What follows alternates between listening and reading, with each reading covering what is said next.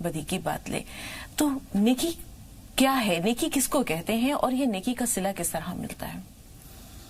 الحمدللہ رب العالمین والصلاة والسلام علی رسول الکریم وعلی آلہ وصحبہ اجمعین اما بعد. اعوذ باللہ من الشیطان الرجیم بسم اللہ الرحمن الرحیم. سبحان ربک رب العزت عما یصفون وسلام علی المرسلین والحمدللہ رب العالمین. رب اشرح لی صدری ویسر لی امری واحلل عقدۃ من لسانی یفقہوا قولی. نیکی کا بدلہ نیکی ہے، پلٹ کر آتی ہے نیکی. اس کی شروعات کرتے ہیں ایک حدیث پاک سے. ایک بار حضور صلی اللہ علیہ وسلم نے بات فرمائی، ابن ماجہ کی روایت ہے کہ نیکیاں خزانے کی طرح ہیں، ان کے لیے کنجیاں ہیں. بس مبارک ہے وہ بندہ جو خیر کا کھولنے والا اور برائی کا بند کرنے والا ہے، اور ہلاکت ہو اس بندے کی جو برائی کا کھولنے والا اور نیکیوں کو بند کرنے والا ہے. اصل میں کائنات میں اللہ نے قانون دیا ہے مکافات عمل، law of cause and effect. ہر چیز میں کچھ کاز ہوتے ہیں، ان کا کچھ ایفیکٹ ہوتا ہے. ہر چھوٹے سے چھوٹے عمل کا کوئی بدلہ ملتا ہے، کوئی ریزلٹ ہوتا ہے. ہر عمل کا ایک نتیجہ ملتا ہے. یہ قانون اللہ نے بنا دیا، یہ کبھی نہیں بدلتا. جیسے کوئی آگ میں ہاتھ ڈالے گا تو آگ میں ہاتھ ڈالنے سے اس کا ہاتھ جلے گا، چاہے وہ کوئی نیک آدمی ہو، نمازی ہو، اور چاہے کوئی بدکار ہو. یہ ہے قانون اللہ کا. قرآن نے اسے بڑی اہمیت دی ہے. اللہ نے قانون بنا دیا کہ یہ کرو گے تو یہ ہوگا، یہ کرو گے تو یہ ہوگا. قرآن میں جگہ جگہ اللہ نے یہ بات کہی ہے کہ اللہ یہ کرتا ہے، اللہ یہ کرتا ہے، اللہ یہ کرتا ہے. اس کا مطلب یہ ہے کہ اللہ کا قانون یہ کرتا ہے. اصل میں کائنات جو ہے وہ کوئی کی آواز کی طرح اس کی آواز ہے جو واپس آتی ہے. جیسے دیوار پہ آپ گیند مانے تو وہ پلٹ کے آتی ہے.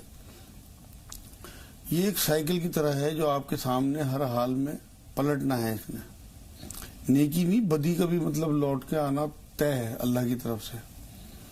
جو آپ معاشرے کو دیں گے معاشرہ آپ کو پلٹ کے دے گا. جو آپ مخلوق میں بانٹیں گے اس کی واپسی ضرور ہے.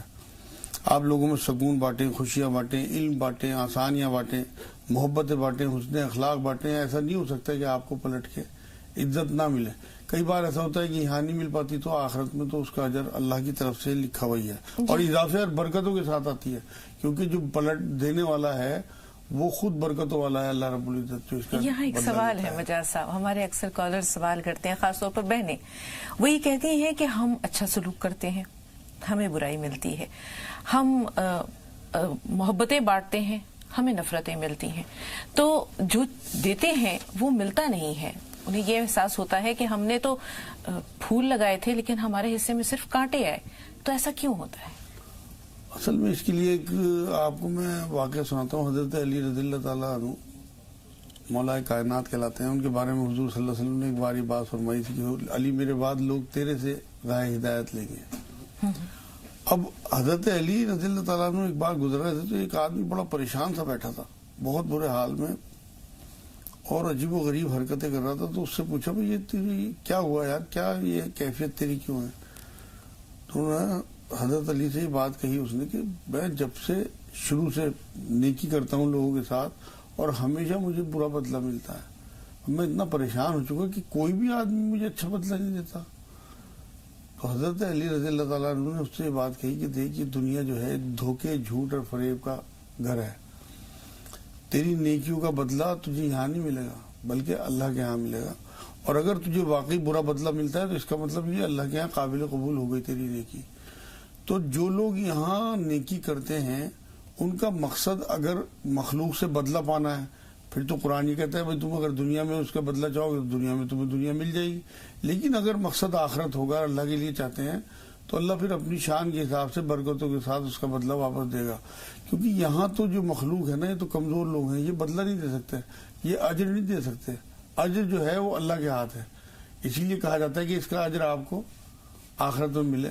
مطلب لوگ جو دعا دیتے ہیں کہ جو آپ نے ہمارے ساتھ اچھائی کی اس کا اجر اللہ آپ کو دے گا، تو اس کی وجہ یہی ہے کہ ہم جو یہاں لوگوں کے ساتھ نیکیاں کریں اس کا مقصد صرف اللہ ہو.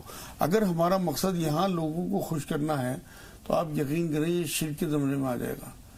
اصل میں تو ہمیں جس کی خوشنودی حاصل کرنی ہے وہی ہمارا معبود ہے. اللہ کی خوشنودی حاصل کرنے کے لیے اگر آپ نیکی کریں گے تو آپ کے ذہن میں کبھی بدلہ نہیں آئے گا. پھر آپ نیکی کریں گے، وہ جو آپ کہہ رہے ہیں دریا میں ڈال، بھول جائیں گے نیکی کر کے. ڈو گڈ اینڈ فارگیٹ، یہ جو جملہ ہے یہ انگلش کا، یہ اسی لیے ہے۔ بالکل مجاز صاحب، لیکن بنیادی طور پر سوال یہ ہے کہ انسان تو انسان ہے، اس میں نبیوں جیسے اوصاف کہاں، اس میں ولیوں جیسی خوبیاں کہاں؟ ایک عام انسان کی بات کرتے ہیں، نیکی کا بدلہ مسلسل برائی میں ملتا ہے، تو کہتے ہیں کہ اس کے اندر تلخیاں بھر جاتی ہیں، اس کے اندر نفرتیں بھر جاتی ہیں، اس کے اندر کڑواہٹیں بڑھ جاتی ہیں، لیکن بنیادی بات یہ ہے مجاز صاحب کہ وہ اس راستے پر استقامت کے ساتھ ڈٹا کیسے رہے؟ اصل میں بات یہ پہلے یقین ہونا کہ وہ نیکی کر کیوں رہا ہے۔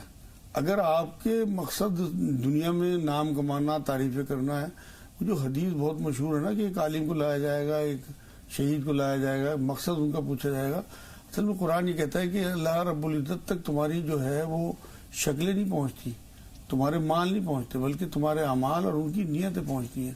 تو اگر آپ کی نیکی کا مقصد اللہ ہے اور اس کی خوشنودی ہے تو آپ پرواہ نہیں کریں گے لوگوں کی، ہر حال میں۔ آپ دیکھیں نا، جو سب سے عظیم ہستی کائنات کی حضور صلی اللہ علیہ وسلم، پوری زندگی نیکیوں میں گزاری لوگوں کے لیے کرنے میں، اور کیسی کیسی مصیبتیں سہی۔ اگر آپ کا ٹارگٹ نظر آخرت ہے تو آپ کے لیے آسان ہو جائے گا کہ آخرت کا بدلہ اللہ اپنی شان کے حساب سے دیں گے۔ جب اس نے اپنے نبی کو نیکیاں کرنے کے باوجود اتنا آزمایا ہے اور لوگوں نے اتنا ٹارچر کیا ہے، تو ہم اور آپ تو کوئی معنی نہیں رکھتے اس معاملے میں۔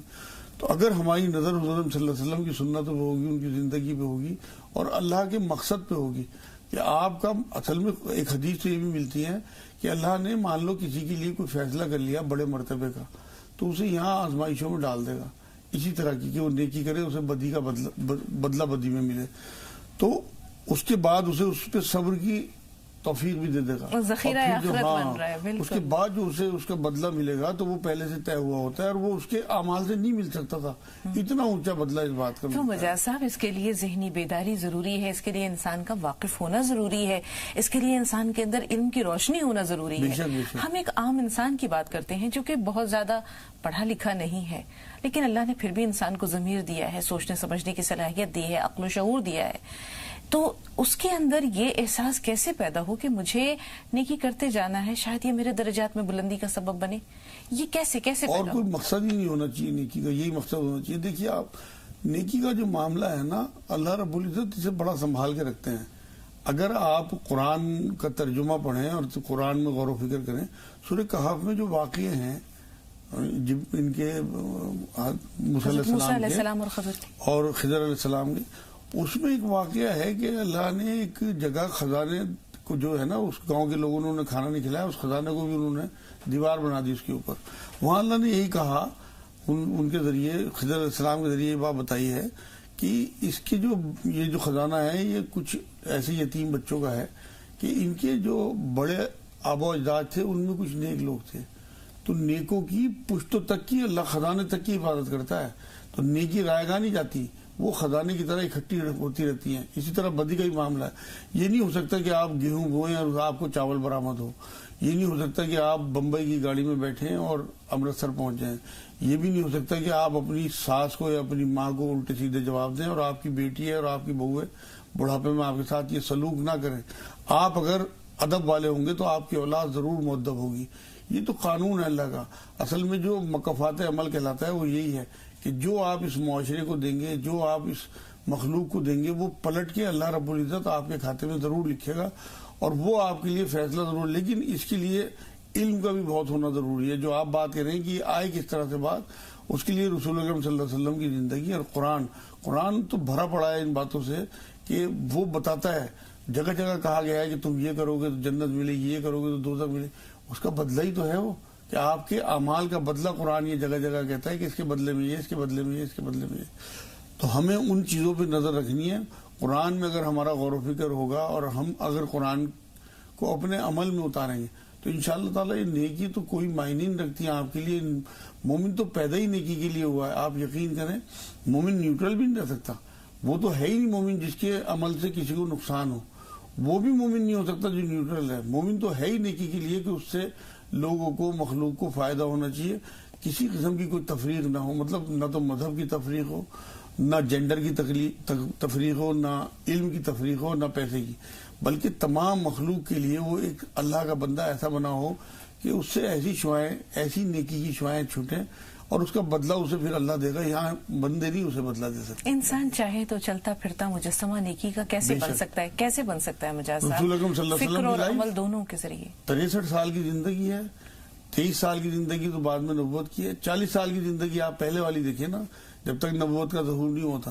نبی تو پیدائشی نبی ہوتے ہیں, لیکن ظہور بعد میں ہوتا ہے جب اللہ کی طرف سے طے ہوتا ہے. کسی کا پالنے میں ہو گیا اور کسی کا 40 سال کے بعد غار ہیرا میں ہوا.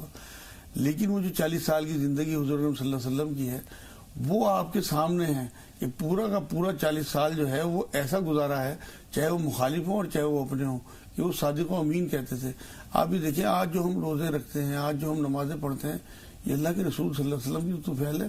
اور جو آپ دعا پڑھتے ہو اذان کے بعد, اس میں کیا ہے کہ اللہ ان کے درجے بلند فرما. حضور صلی اللہ علیہ وسلم ہر دن آنے والا حضور صلی اللہ علیہ وسلم کی جو شان ہے اس میں اضافہ لے کے آتا ہے. ہر پل, دن نہیں ہر پل, بلکہ ہر پل حضور صلی اللہ علیہ وسلم. اس کی وجہ یہ ہے کہ اربوں لوگ جو ہیں حضور صلی اللہ علیہ وسلم کی ان نیکیوں کے بدلے میں راہ راست پہ آئے, اور ان کے اعمال بھی حضور صلی اللہ علیہ وسلم کے اعمال میں جڑ رہے ہیں.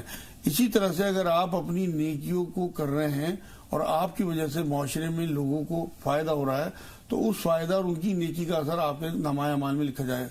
آپ یہ دیکھیں بدی کا کتنا وہ اثر پڑتا ہے. ہٹلر نے لاکھوں لوگوں کو قتل کیا, ایک بار اس نے خودکشی کر لی, لیکن اگر وہ زندہ بھی رہتا ہے اور اس کی بوٹی بھی نوچ دی جاتی, رگ رگ الگ کر دی جاتی, تو اس کا وہ بدلہ نہیں تھا جو اس نے گناہ کیا تھا. اس کا مطلب ایک اور دنیا ہے جہاں آپ کو آپ کے اعمال کا بدلہ ملنا ہے. نیکی کا نیک بدلہ اور بدی کا بدلہ. جو آپ کہہ رہی ہیں کہ بہنیں یہ کہتی ہیں کہ ہمیں بدلہ نہیں ملتا, وہ تسلی رکھیں, صبر سے رہیں, بلکہ منہ پہ بھی نہ لائیں.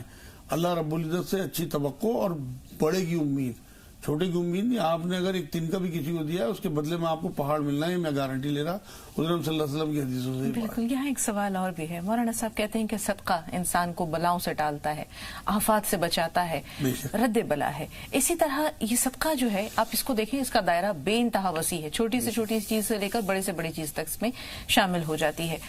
تو یہ نیکیاں ہمارے اچھے کام ہمارے لیے ڈھال بھی بنتے ہیں حادثات سے, آفات سے. کبھی ایسا کوئی واقعہ یا آپ کے ذہن میں کوئی خیال, سوال, جب یا کوئی ایسی مثال جس میں کہ آپ نے یہ دیکھا ہو کہ کسی شخص نے کوئی نیکی کی تھی اور اس وقت وہ مصیبت کے وقت میں اس کی نیکی اس کے آڑے آ گئی؟ یہ تو حدیث پاک سے بہت چیز ثابت ہے. جو 3 لوگ وہ پھنس گئے تھے اس میں ایک غار میں, اور اوپر سے بہت بڑا پتھر آگے لگ گیا تھا. انہوں نے اپنی نیکیوں کا حوالہ حضور صلی اللہ علیہ وسلم کی حدیث پاک ہے, کسی اور مطلب پہلی کسی قوم کا, کسی امت کا واقعہ ہے وہ, تو انہوں نے یہی بتایا تھا کہ ہم نے اللہ اس طرح سے ایک عورت تھی اور میں نے اسے بلا لیا تھا, اور پھر میں نے صرف تیرے ڈر کی وجہ سے اسے چھوڑ دیا تھا. کسی نے یہ کہا کہ میں نے اپنے ماں باپ کو فوقیت دی, اپنے بچوں کو دودھ نہیں پلایا. تو وہ سارے واقعے انہوں نے یاد کر کے پھر اللہ رب العزت نے انہیں نجات دی اس غار سے. تو نیکیوں کا بدلہ تو کب ملے گا آپ کو اندازہ ہی نہیں ہو سکتا. آپ یقین کریں کہ یہ نہیں ہو سکتا کہ آپ کی نیکی رائے گا چلی جائے. اور دریا میں ڈالنے والی بات ہمیں کہی ہے کہ بھول جاؤ, اس کے بدلے میں تمہیں کیا ملنا ہے تم اندازہ نہیں کر سکتے. لیکن اللہ کبھی نیکی کو دریا میں نہیں ڈالتا. نیک کو نیک بدلہ ہر حال میں ملنا ہی ہے. اللہ خود اپنے آپ کو انصاف والا کہتے ہیں. حضور صلی اللہ علیہ وسلم نے یہ بات کہی ہے کہ اگر آپ یہاں کسی غیر مسلم کے ساتھ بھی زیادتی کریں گے تو میں ان کا وکیل بن کے کھڑا ہوں گا آخرت میں. اسی طرح سے جس نے یہاں نیکی کی ہوں گی تو حضور صلی اللہ علیہ وسلم انہی کی شفاعت کریں گے. یہ تو بہت مشہور چیز ہے کہ آپ کی یہاں کی نیکی آپ کے